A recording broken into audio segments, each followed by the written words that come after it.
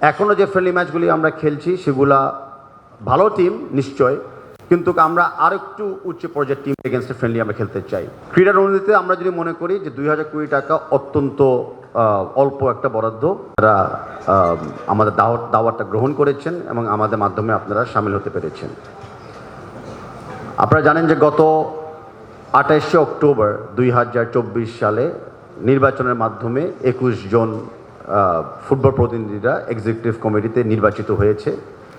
আর এখন মোটামুটি 8 মাস পরে আমরা মনে করেছিলাম যে সময় এসেছে আপনাদের সামনে এবং আপনাদের মাধ্যমে বাংলাদেশের ফুটবল ফ্যানদের দ্বারা কিছু বক্তব্য রাখার জন্য, এবং আমাদের 8 মাসের যে সফলতা ছিল অথবা কিছু জায়গা যেখানে আমাদের ত্রুটি ছিল সেগুলোও মানে খোলা মনে ডিসকাস করে পর্যবেক্ষণ করার জন্য। আমরা বিশ্বাস করি এরকম একটা সংস্কৃতি আমরা যদি তুলে ধরতে পারি, যেখানে প্রতি 6 মাস পর পর আমরা একটা ফুটবল টাউন হল মিটিংয়ের মতো করতে চাচ্ছি, সেটা আমাদের দেশের মানে জন্য তো মঙ্গল হবেই ক্রীড়ার ক্ষেত্রে, কিন্তু আমাদেরকে জবাবদিহিতার ভিতরে রাখার একটা প্রক্রিয়া করে দিতে পারবেন। গণমাধ্যমে থেকে অনেক সময় অনেক প্রশ্ন আসে যেগুলো উত্তর হয়তো ওনারা পান না, অনেক তথ্য ওনারা চান যেগুলো ইনকমপ্লিট থাকে। তা আমরা মনে করি এরকম একটা 6 মাস পর ইন্টারাকশান থাকলে যদি কোনো ল্যাকিংস থাকে বা কোনো ইনফরমেশন থাকে যেটা ল্যাগিং, সেগুলো আমরা আপডেট আপনাদেরকে করতে পারি। তো আমরা বিশ্বাস করি যে দোনোজনের সহযোগিতার মাধ্যমে কিন্তু আমরা এই সংস্কৃতিটাকে আর একটু চর্চা করতে পারবো। আজকে আমার বক্তব্য শুরুতে আমরা বাংলাদেশ ফুটবল ফেডারেশনের পক্ষ থেকে আমরা একটা কথা বলতে চাই। বর্তমান যে বাজেট অধিবেশনটা হতে যাচ্ছে বাংলাদেশে, আপনারা দেখবেন যে বাজেট সময় অনেক কথাবার্তা হয়, অনেক অ্যালোকেশন বরাদ্দ নিয়ে কথাবার্তা হয়, কিন্তু ক্রীড়া নিয়ে কিন্তু অত কথাবার্তা সমালোচনা বা উদ্যোগ নিয়ে কথা হয় না। আমরা লক্ষ্য করছি যে বর্তমান বাংলাদেশে 2025-26 বাজেটে প্রায় 2000 কোটি টাকার মতো বরাদ্দ দেওয়া হয়েছে ক্রীড়াতে। তার ভিতরে আমরা দেখি যে কনসিস্টেন্টলি 900 কোটি টাকা কিন্তু চলে যাচ্ছে সবসময় বেতন ভাতা এবং মেরামতের দিকে, অ্যান্ড বাকি অংশটা হয় ডেভেলপমেন্টের উপরে। আর সেই ডেভেলপমেন্টটাও কিন্তু আমরা দেখি কিন্তু আনইমপ্লিমেন্টেড রয়ে যায়। বিশেষ করে গত বছরের বাজেট থেকে আমরা লক্ষ্য করি যে মাত্র 800 কোটি টাকা ইমপ্লিমেন্ট হয়েছিল। তার মানে তার চেয়ে বেশি চলে গেছে কিন্তু মেইনটেনেন্স, অপারেশনাল, বেতন ভাতাতে। তা আমরা বর্তমান সরকারের কাছে উল্লেখ করে বলতে চাই যে একটা বাজেট পাস করার সময় যেন বাজেট ইমপ্লিমেন্টেশনটাও, এফিসিয়েন্সিটাও বিবেচনাতে রাখা হয়। কারণ আদারওয়াইজ খালি বরাদ্দ দিলাম কিন্তু বাস্তবায়ন করলাম না, সেটা নিয়ে কিন্তু ক্রীড়ার কোনো উন্নতি হবে না। ক্রীড়ার উন্নতিতে আমরা যদি মনে করি যে 2000 কোটি টাকা অত্যন্ত অল্প একটা বরাদ্দ, বিশেষ করে আমি বললাম যে বেশিরভাগ চলে যাচ্ছে মেইনটেনেন্স অপারেশনসের ক্ষেত্রে। আমরা যদি ফেডারেশনগুলোকে ভাগ করে দেখি বিভিন্ন স্পোর্টস ফেডারেশনগুলোকে, তাহলে 2000 কোটি টাকা কমতে কমতে কমতে কিন্তু আসলে গোনার ভিতরেও পড়ে না। তো আমাদের একটা দাবি থাকবে বিএফএফ এর পক্ষ থেকে ক্রীড়ার উপরে বাজেটের যেন অ্যালোকেশনটা আরও বাড়ানো হয়। কাঠামো আছে যেগুলো হয়তো পুরানো, ইতিমধ্যে অকর্য। তো বাজেটের ক্ষেত্রে বিবেচনা করা উচিত যে ওরকম পুরনো অকর্য কাঠামোগুলোতে আর কত মেনটেনেন্স খরচ ব্যয় করে আর কত রিপেয়ার ব্যয় করে আমাদের ফলাফলটা আমরা কী পাচ্ছি। আমরা মনে করি সময় এসেছে যে কাঠামোগুলোকে দরকার করলে ভেঙে নতুন করে আবার তৈরি করার জন্য, সেটার জন্য এনাফ বাজেট রাখা হয় যেন আমরা কাজটাকে এই বছরে শুরু করতে পারি। বাজেটে উল্লেখ আছে আরেকটা হলো ট্যাক্সেশন। আমরা দেখতে পাচ্ছি যে 36% ট্যাক্স কিন্তু ধরা হয় স্পোর্টস ইকুইপমেন্টের উপরে। এখন যেই দেশে আমরা সবাই ক্রীড়াতে চাচ্ছি আরও সব দিকে ঢুকানোর জন্য, অনুপ্রেরণা করার জন্য, প্রতিযোগিতামূলক ক্রীড়াকে ডেভেলপ করার জন্য, কমার্শিয়ালাইজ করার জন্য, সেখানে আমরা বিশ্বাস করি যে 36% ট্যাক্স আর তার উপরে তো অনেক সাপ্লিমেন্টারি ট্যাক্স থাকে, অনেক বড় একটা সংখ্যা স্পোর্টস ইকুইপমেন্টের উপরে। আমরা রিকোয়েস্ট করতেছি যে এই ট্যাক্সেশনটা যেন বিবেচনা করা হয়, অ্যান্ড আগামী বাজেট অধিবেশন পাস করার সময় যেন স্পোর্টস ইকুইপমেন্টের উপরে এই 36% ট্যাক্স মকুফ করা হয় বা অ্যাটলিস্ট কমানো হয়। আমি কম্প্যারিজন করতে চাচ্ছি যে আমাদের পার্শ্ববর্তী দেশে ভারতে আমরা যদি দেখি, সেখানেও কিন্তু স্পোর্টস ইকুইপমেন্টের উপরে ট্যাক্স হলো মাত্র 12%।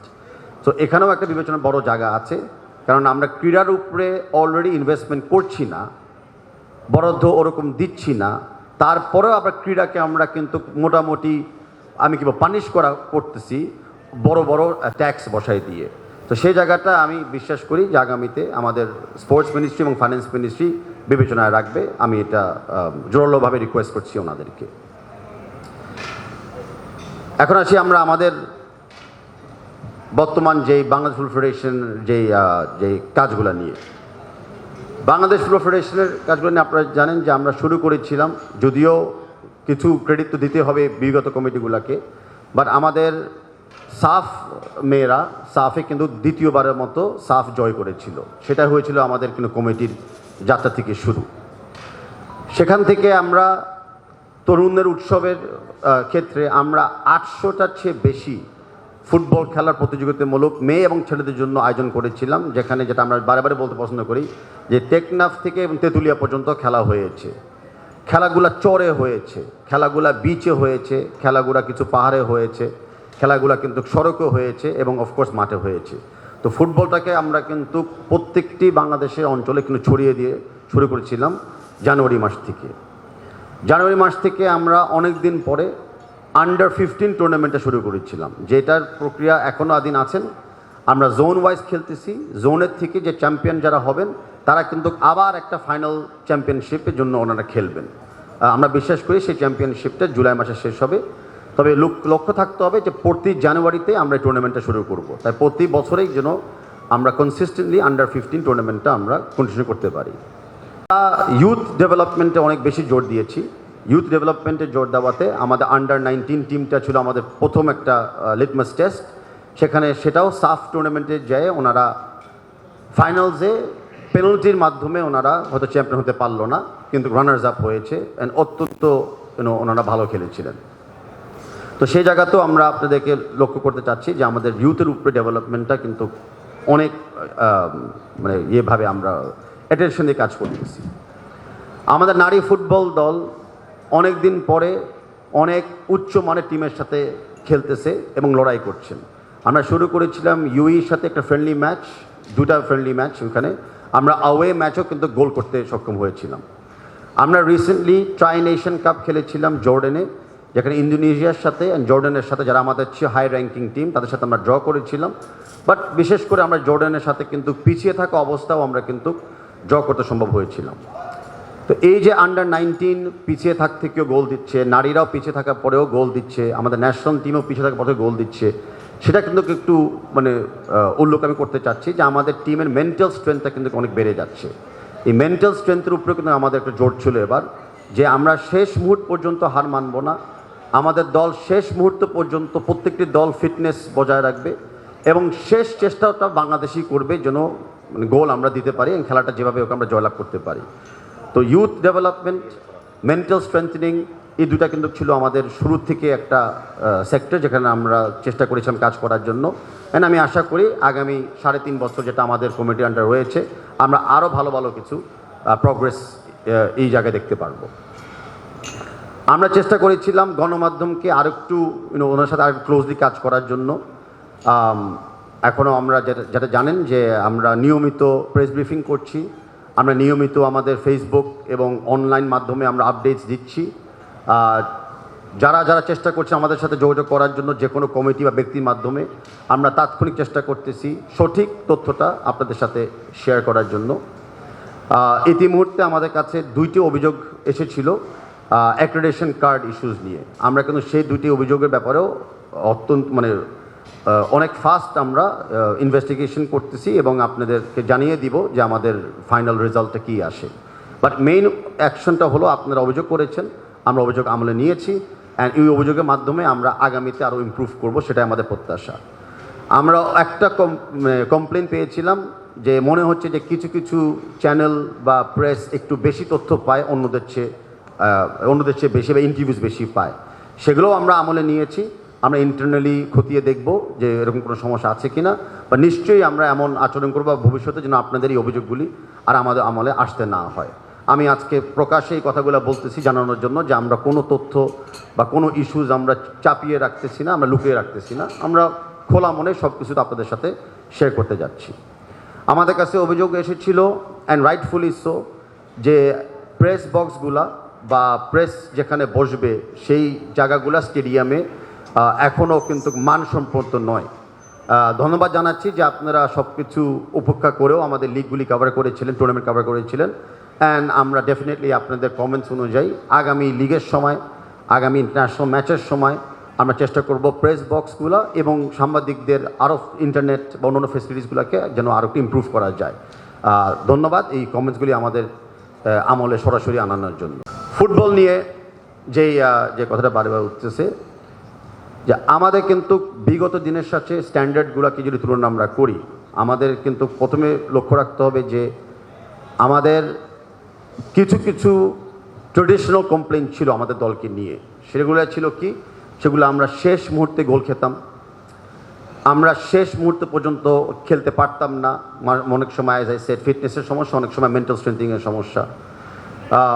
আমাদের ইনফ্রাস্ট্রাকচার ফর দ্য টিম খুবই পোর কোয়ালিটির ছিল। সেটা খানা আমরা বলি, বা সেটা জার্সি ইকুইপমেন্ট আমরা বলি, বা আমরা মাঠের কথা আমরা বলি, প্রত্যেকটা ফিল্ডে কিন্তু আমরা ব্যাপকভাবে ইমপ্রুভমেন্ট দেখছি। অ্যান্ড ইনশাল্লাহ আমরা ইমপ্রুভমেন্ট আগে দেখব।